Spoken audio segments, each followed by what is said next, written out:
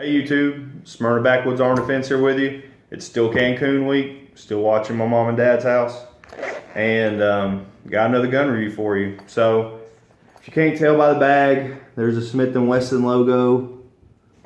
Maybe I'm upside down. Yes, I'm upside down. Smith & Wesson logo. So we know it's a Smith & Wesson. And a lot of people probably own this gun or the laser version, but it's the Smith & Wesson M&P Bodyguard. So I know after my last gun review of the Ruger LCP, you're probably thinking, oh, it's another one of his dad's little pocket guns. However, you're wrong. This is actually my mom's. She just went and got her carry permit. Her style and choice of carrying, however, is a little bit left to be decided. I've tried to get her a holster, but women out there that carry, I'm sure that don't carry on their body, they carry in their purse. I understand purse is a fashion thing. Women have a fashion thing. I tried to get her a purse with the holster already built into, try to get her a purse with a holster already built into it where there was a certain spot for it. That way her phone, makeup, and whatever else is in these purses, these women's purses, where it wouldn't get caught up in something and possibly pull the trigger and discharge the firearm in her purse. So I haven't seen her use it. So it's probably just going to be stored in the closet. I'll have to go see if I can find it, and we'll do a review on that purse. Pretty cool. But however, the Smith & Wesson M&P Bodyguard, it is not the version with the laser already built into it. Me and Dad figured that maybe she wouldn't like that, and she probably wouldn't. I think she even told me, she's like, I wouldn't want that. Kind of like the Ruger LCP, it is a double action, and the hammer is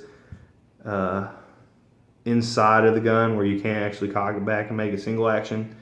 I think that's something I missed on the Ruger LCP, but that is a safety feature, especially for first-time shooters.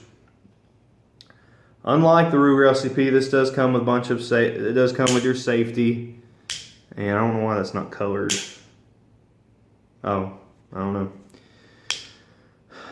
Safety, your slide stop, mag release, and none of this is ambidextrous. It's all on this side of the gun. So left-handed shooters, once again, probably not going to want this gun unless there's a frame made for it on this side. Like I said, chamber in 380, holds 6 rounds. The texturing on it, to me, is a little bit better than the Ruger. It's a little more aggressive, and the Ruger is a little more slick. Great gun, shoots really well. And the sights on it, there is no dots, as you can see.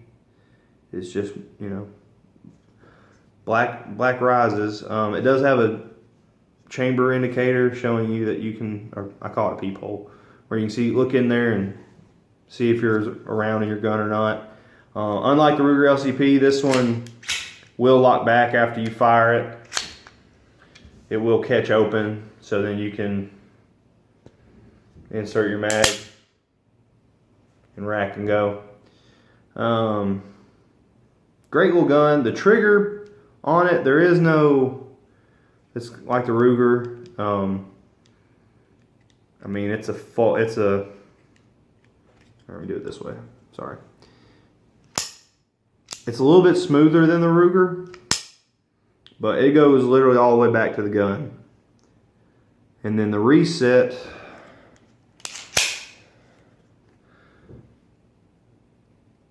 it's right there.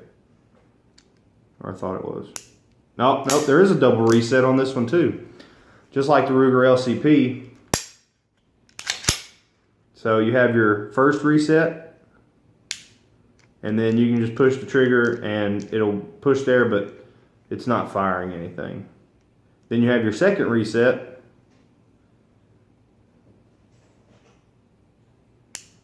and then now you're able to push it back. And now let's see how far it is from the second reset to normal position.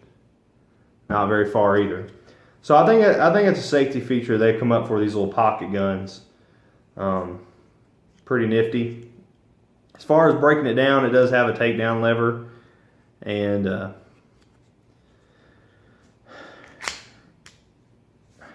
I may do a video. It's a little more integrated than just pushing down and popping the slide out. You actually have to pry that out.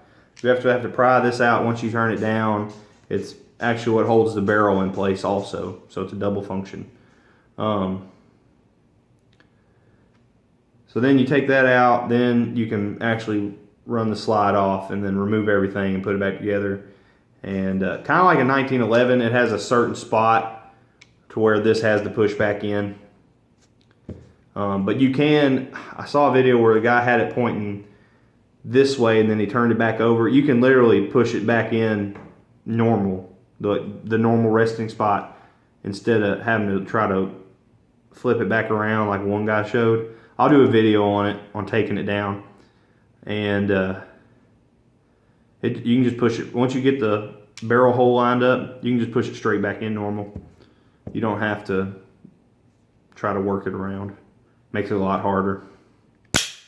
So, Smith & Wesson Bodyguard, retail price $350 for $350. I don't know.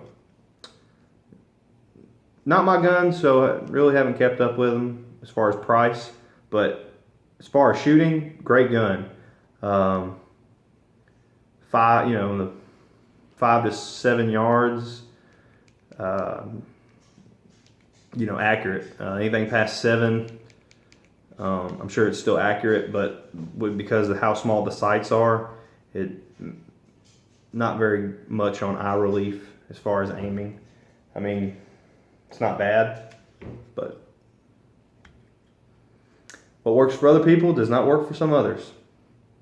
Or what works for some people does not work for others. That's how the saying goes. But you get a cool case, and a good thing about this gun, me and my dad learned, when we went to our carry permit class way back, there was a guy that had one of these, and he got a little plastic case for it off Amazon, and it actually made it look like a billfold, but there was a hole in it for your finger. So if somebody somebody tried to rob him and say, "Hand me your wallet," he was going to pull this out and it looked like a wallet. And as soon as they went to grab it, he was just going to shoot him. So it's a pretty cool little piece that slides on here. It covers the gun, makes it look like a billfold or like a pocketbook for ladies, and kind of gives you that upper edge on self-defense. So I don't know what it's called. I never even looked it up after he told us about it, but he said he got off of Amazon. So if you're kind of interested in that, go on Amazon and just look up Smith & Wesson 380 Bodyguard, billfold cover or something like. I'm sure Amazon will know what you're talking about. But yeah, check it out. Go to the range, take the time, learn about the gun and test it and see if you like it. If you do, get it. If not, find something else. Maybe your Glock 43 works better for you. Walther PPS. Still haven't shot one yet, but I really want to. I want to see if it works, because I kind of want to. I guess I'm my father's son, so I kind of want a pocket gun. So that's it. I'll see you on the next one.